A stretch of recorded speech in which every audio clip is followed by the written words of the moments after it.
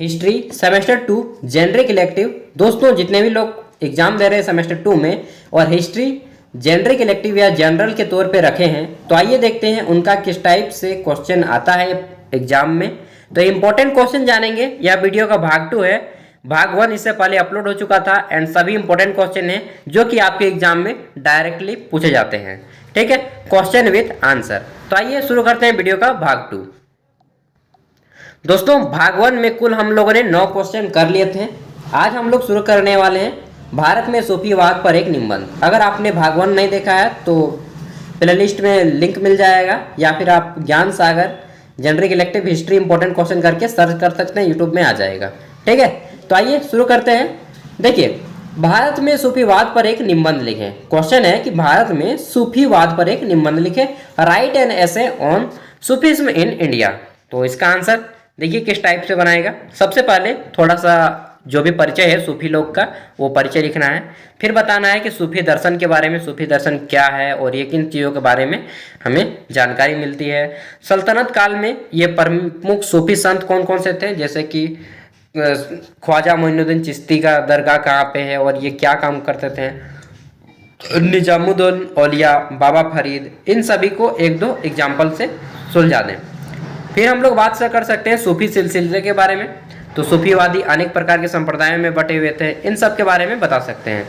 फिर बताइए चिश्ती सिलसिला के बारे में कि चिश्ती सिलसिला क्या है और इससे जुड़े हुए सभी इंपॉर्टेंट पॉइंट। फिर सोहरावर्दी सिलसिला, कादरी सिलसिला, नक्शबंदी सिलसिला। ठीक है, सूफी मत में पीर और मुरीद का क्या महत्व था, इनके बारे में बताएं। सूफियों की देन जो हिंदू धर्म में दिया, ठीक है, इस्लाम धर्म में को क्या दिया, इन सब के बारे में बताना है। उसके बाद आप बताइएगा धार्मिक उदारता का प्रसार कैसे हुआ और निम्न वर्गों का समर्थन क्यों करते थे, समाज सुधार किस रूप में ये किए, ठीक है, भाषा और साहित्य में इनके क्या योगदान रहे हैं। तो कुल मिलाकर ये सारे पॉइंट आपको लिखने हैं।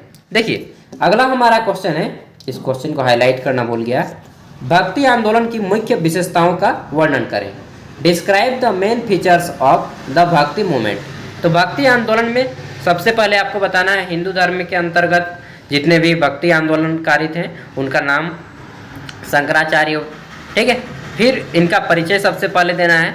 सबसे पहले परिचय दीजिए, उसके बाद ये देखिए आंसर लिखा गया है। जितने भी दर्शन हैं इनके वो सारे दर्शन बता दीजिए। ठीक है, और ये समाज में किस तरह से लोगों को प्रभावित करते थे इनके बारे में भी बताना है। तो मूल रूप से आपके ये क्वेश्चन बन गए हैं। आगे देखिए हमारा क्वेश्चन है कि दिल्ली सल्तनत का पतन के कारणों की विवेचना करें। कि दिल्ली सल्तनत का जो पतन हुआ किन कारणों से हुआ उनके बारे में बताएं। दिल्ली सल्तनत आखिर समाप्त हो गया तो क्यों हुआ, उसका कितने कारण हैं, कौन कौन से लोगों ने शासन किए हैं। 1206 से लेकर के 1506 ईस्वी तक चला, 300 साल तक रहा, इसमें कौन कौन से राजा बने। ठीक है, और पतन के क्या कारण कर रहे थे, जैसे कि सल्तनत का स्वरूप कैसा था और बाद में बदल कैसे गया, इन सब चीज़ों के बारे में बताना है। और उत्तराधिकार के नियम का अभाव कौन अंत में हुआ और क्यों, सैनिक व्यवस्था कैसी थी इनकी प्रशासनिक व्यवस्था कैसी थी, राज्य चलाने का प्रतिरोध एवं विद्रोह कैसे हुआ। ठीक है, दुर्बल सीमांत नीति और विदेश नीति इनका आक्रामक कैसे हो गया, इन सब चीज़ों के बारे में बताना है। धर्म का राजनीतिक पर क्या प्रभाव पड़ा, यहाँ पे सामाजिक विभेद कैसा था, आर्थिक दुर्बलता क्यों आई, क्यों इनकी फाइनेंशियल जो मैनेजमेंट था वो कम हो गया, और अंत में अन्य कारण दे दीजिएगा। आगे देखिए हमारा क्वेश्चन है कि सल्तनत कालीन वास्तुकला पर प्रभाव डालें। कि सल्तनत काल में जितने भी वास्तुकला से जितने चीज़ें बनाई गई उन पर क्या प्रभाव पड़ा वो बताना है। Throw light on the architecture of Delhi सल्तनत। तो आर्किटेक्चर का क्या योगदान रहा वो चीज़ें बतानी है। शाही सत्यापित कला के बारे में बताएं जो दिल्ली के सुल्तानों ने बनाया। ठीक है, तो इस तरह से आपको बनाना है। फिर प्रांतीय सत्यापित कला के बारे में बताना है जो कि छोटे छोटे थे। हिंदू सत्यापित कला के बारे में बताएं। उसके बाद क्वेश्चन आता है तैमूर लंग के बारे में क्वेश्चन आता है। तैमूर मूलतः एक लंगड़ा व्यक्ति था जो कि भारत में आक्रमण करने आया था। तैमूर के आक्रमण के कारणों एवं प्रभावों का वर्णन करें। कि तैमूर लंग जब भारत में आया, ठीक है, तो आक्रमण किया, क्यों किया, क्या कारण थे, और जब आक्रमण करके चला गया तब क्या क्या यहाँ पे प्रभाव हो गया, क्या क्या देखने को मिला। भारत पर आक्रमण के उद्देश्य क्या क्या थे, ठीक है, क्यों वो भारत को लूटना चाहता था, कितनी मात्रा में धन लूटा, कहाँ कहाँ पे लूटा, तैमूर के आक्रमण के फिर प्रभाव लिख दीजिए, ठीक है। तो इस तरह से आपका क्वेश्चन का आंसर बन जाएगा।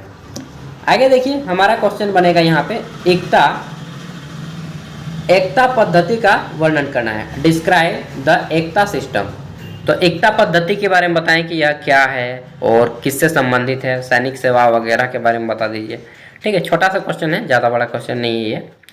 अगला है मंगोल पर आक्रमण पर प्रकाश डालें कि जब मंगोलिया था, ठीक है, तो मंगोल पर आक्रमण कैसे हुआ। एक मिनट, हाँ चलिए। तो क्वेश्चन क्या है कि मंगोल पर आक्रमण के प्रकाश डालना है, थोड़ा लाइट ऑन द मंगोल मेंस, ठीक है।